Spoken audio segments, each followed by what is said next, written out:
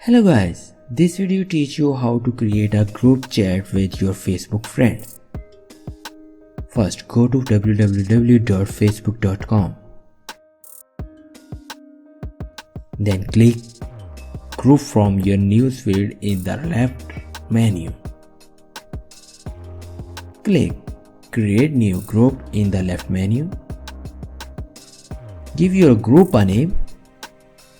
Then choose your privacy setting. By creating an open group, anybody on Facebook will be allowed to see posts and join the group. Then click invite friends. Invite your friends by selecting them from your current friend list or type their name into the box that is provided. Then click create.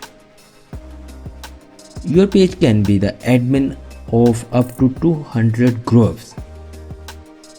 Click on the image of the photo in the top right and choose upload photo. Now create your group chat.